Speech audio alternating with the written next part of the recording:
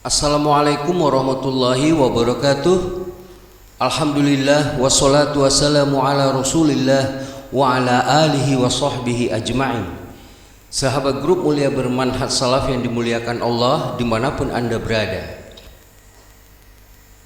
Sering kita mendengar kata tauhid, namun tidak sedikit dari kita tidak memahami arti, makna, serta hakikat tauhid. Tauhid adalah pegangan pokok dan sesuatu yang sangat menentukan bagi kehidupan jin dan manusia. Karena tauhid menjadi landasan bagi setiap amal yang dilakukannya. Hanya amal yang dilandasi dengan tauhidlah yang akan bernilai pahala. Tidak akan diterima sebuah ibadah kecuali ia bertauhid. Nah, berdasarkan pentingnya peranan tauhid dalam kehidupan manusia, maka wajib bagi setiap muslim untuk mempelajarinya. Tauhid bukan hanya sekedar mengenal dan mengerti bahwa pencipta alam semesta ini adalah Allah. Bukan saja hanya sekedar mengetahui dan mengenal asma wa sifat. Iblis juga mempercayai bahwa Tuhannya adalah Allah. Bahkan ia mengakui keesaan dan kemahakuasaan Allah. Dan ia juga tahu berdoa kepada Allah. Iblis, sebagaimana dikisahkan dalam kitabullah, iblis memohon, anzirni ila yaumi yub'atsun, beri tangguhlah aku sampai waktu mereka dibangkitkan. Maka Allah mengabulkannya. Allah berfirman, innaka minal munzirin, sesungguhnya kamu termasuk orang-orang yang diberi tangguh. Al-A'raf ayat 14 dan 15. Dan kaum kafir Quraisy yang dihadapi oleh Rasulullah itu juga meyakini bahwa Tuhan pencipta, pengatur, pemelihara dan penguasa alam semesta ini adalah Allah. Wala in sa'altahum, dan sungguh jika kamu bertanya kepada mereka, man khalaqahum, siapakah yang menciptakan mereka, la yaqulunallah, niscaya mereka menjawab Allah. Fa anna yufakun, maka bagaimana mereka dapat dipalingkan? Az-Zukhruf ayat 87. Namun ya ikhwan, kepercayaan dan keyakinan mereka itu belumlah menjadikan mereka sebagai makhluk yang berpredikat muslim, yang beriman kepada Allah, dan belum dikatakan mereka telah bertauhid. Lalu dari sini timbul sebuah pertanyaan, apakah hakikat tauhid itu sebenarnya? Ikhwani wa akhwati fiddin, tauhid ialah pemurnian ibadah kepada Allah, yaitu hanya kepada Allah lah ia tujukan seluruh ibadahnya mencakup 3 pondasi, yakni mahabbah, cinta, roja, harap, berharap, dan khauf atau takut hanya kepada Allah semata. Untuk inilah sebenarnya manusia itu diciptakan oleh Allah, sebagaimana Allah berfirman dalam Quran surah Az-Zariyat ayat 56, wa ma khalaqtul jinna wal insa illa liya'budun, dan aku tidak menciptakan jin dan manusia melainkan supaya mereka beribadah atau menyembah kepadaku saja. Para ulama kita menjelaskan bahwa makna kata ibadah dalam ayat di atas adalah tauhid. Adapun tauhid secara bahasa atau lugha adalah wahada, artinya menjadikan segala sesuatu itu hanya satu, esa atau tunggal. Dalam hal apa? Yang pertama, dalam hal rububiyah atau perbuatan. Allah itu esa dalam perbuatannya atau rububiyahnya. Kita meyakini dan mengimani bahwa tak ada yang mencipta, mengatur, menjaga alam semesta ini kecuali Allah. Allah lah yang mematikan dan menghidupkan, serta Allah lah yang memberi rezeki dan lain-lain. Siapapun tidak akan mampu menciptakan seekor lalat, bahkan seekor kuman sekalipun. Allahu khaliqul kullu syai', Allah adalah pencipta segala sesuatu. Az-Zumar ayat 62. Inilah yang dimaksud tauhid rububiyah. Yang kedua, Allah itu esa dalam uluhiyahnya. Dengan kata lain, Allah hanyalah satu-satunya zat yang berhak disembah atau diibadahi. Tidak boleh memalingkan ibadah kepada selain Allah. Semisal perbuatan berdoa. Berdoa adalah ibadah yang merupakan hak uluhiyah Allah. Maka tidak boleh ia palingkan berdoa kepada para nabi, wali-wali, kuburan-kuburan keramat, jin dan lain-lain sebagainya. Begitu juga tawakal, cinta, takut, roja, solat, puasa, kurban dan seterusnya. Seluruh yang namanya ibadah-ibadah tersebut harus dan wajib ia peruntukkan untuk Allah, sebagaimana Allah ajari dalam Quran surat Al-An'am ayat 162. Inna salati wa nusuki wa mahyaya wa mamati lillahi rabbil alamin. Katakanlah, sesungguhnya solatku, ibadahku, hidupku dan matiku hanyalah untuk Allah, Rabb semesta alam. Inilah yang dimaksud dengan tauhid uluhiyah, tauhid ibadah juga disebut. Dan yang ketiga, Allah Subhanahu wa taala esa dan sempurna dalam nama dan sifat-sifatnya. Kita wajib meyakini bahwa tak ada yang paling sempurna, paling indah, paling istimewa kecuali nama dan sifat-sifatnya. Dan kita meyakini bahwa tak ada sifat makhluk yang bisa menyamai kesempurnaan sifat-sifat Allah. Laisa kamitslihi syai' wa huwas samiul basir. Tidak ada sesuatu pun yang serupa dengannya, dan Dia Maha mendengar lagi Maha melihat.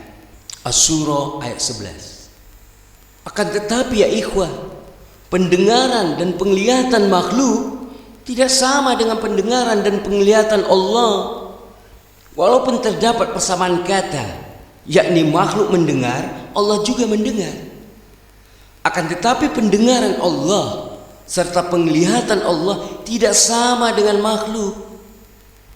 Allah jauh lebih sempurna pendengaran dan penglihatannya dibandingkan makhluk. Laisa kamitslihi syai'. Tidak ada sesuatu pun yang serupa dengannya.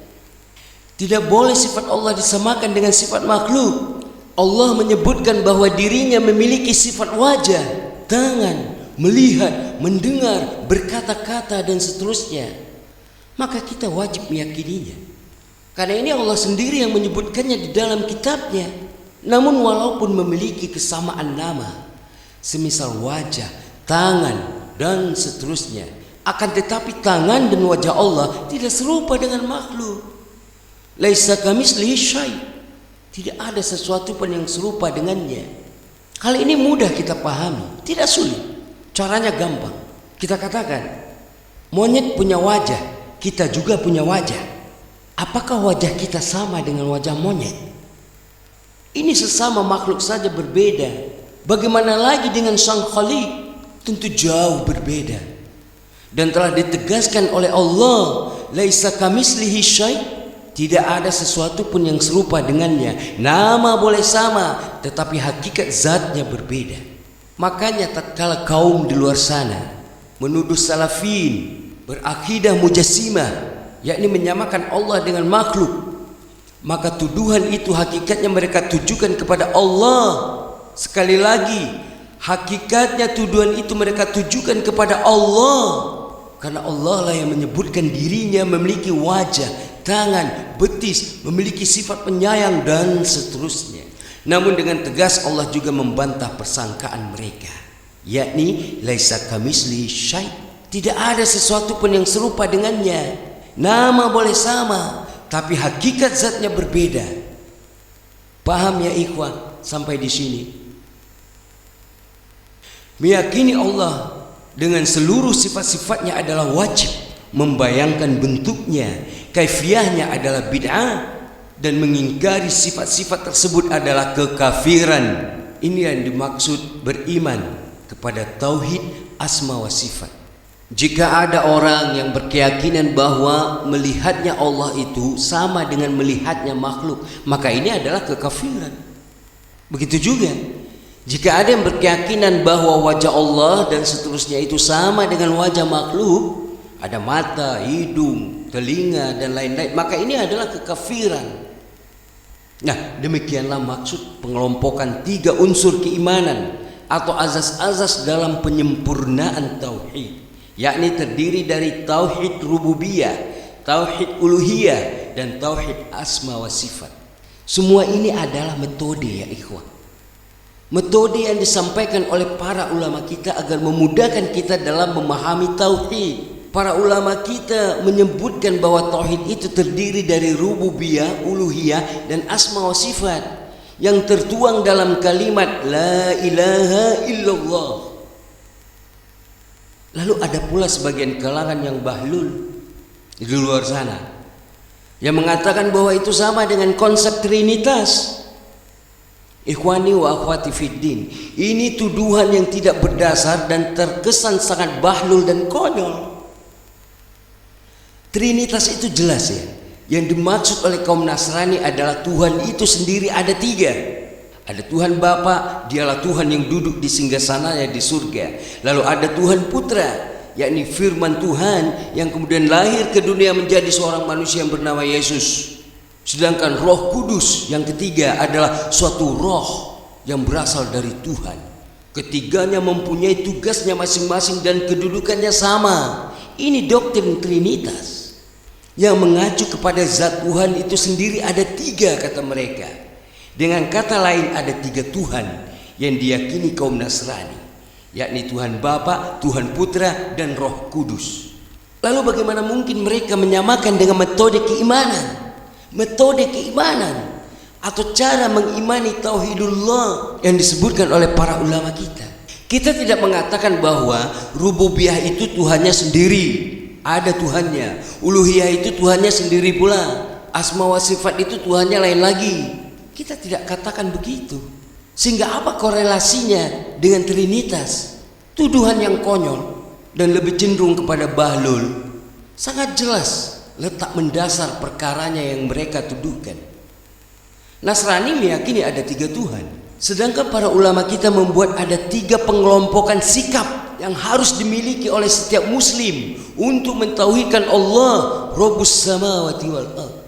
Kita tidak berbicara zat, akan tetapi kita berbicara metode atau cara untuk kesempurnaan tauhid kita sendiri. Kali ini tak ada bedanya dengan kita bicara hukum wajib, sunnah, mubah, makruh, haram yang disusun oleh para ulama kita untuk membedakan perkara satu dengan yang lainnya. Begitu pula rububiyah, uluhiyah, asma wa sifat, ini semua juga cara untuk memisahkan kaum muslimin dari tauhid ala iblis dan tauhid ala kafir Quraisy serta agama-agama di luar Islam.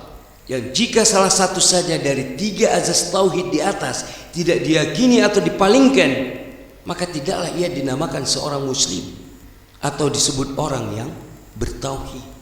Nah, ikhwani wa akhwati fiddin, sekian dulu kajian kita dalam kesempatan kali ini.